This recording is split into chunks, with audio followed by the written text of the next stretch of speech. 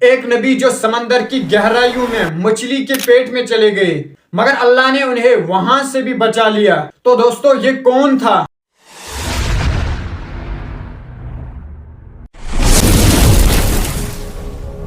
السلام علیکم ورحمۃ اللہ وبرکاتہ۔ تو دوستو امید ہے آپ سب ٹھیک ہوں گے، اچھے سے ہوں گے۔ تو آج ہم اس ویڈیو میں حضرت علیہ الصلوۃ والسلام کا واقعہ سنیں گے۔ تو اگر آپ نے ابھی تک اس چینل کو سبسکرائب نہیں کیا تو جلدی سے کریے۔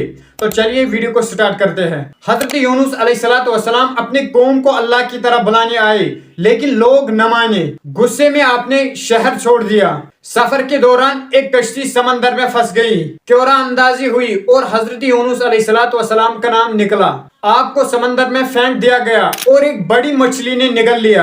اندھیروں میں انہوں نے صرف یہ دعا پڑھی، لا الہ الا انت سبحانک انی کنت من الظالمین۔ اے اللہ تیرے سوا کوئی معبود نہیں، میں ہی ظالموں میں سے تھا۔ اللہ نے ان کی دعا قبول کی اور مچھلی نے انہیں ساحل پر نکال دیا۔ ان کی قوم نے بعد میں ایمان قبول کر لیا۔ تو دوستو یہ واقعہ ہمیں یہی سکھاتا ہے کہ چاہے ہم کتنے بھی بڑے مشکل میں کیوں نہ ہو، صرف اللہ کی طرف رجوع کرنا چاہیے۔ دعا اور صبر سے اللہ بچا لیتا ہے۔ اگر آپ کو یہ کہانی پسند آئی ہے تو چینل کو سبسکرائب کریے، اور اگلی ویڈیو میں ہم اور ایک نبی پر کہانی سنیں گے، وہ آپ کمنٹ کر کے ضرور بتائیے۔ تو تب تک اللہ حافظ۔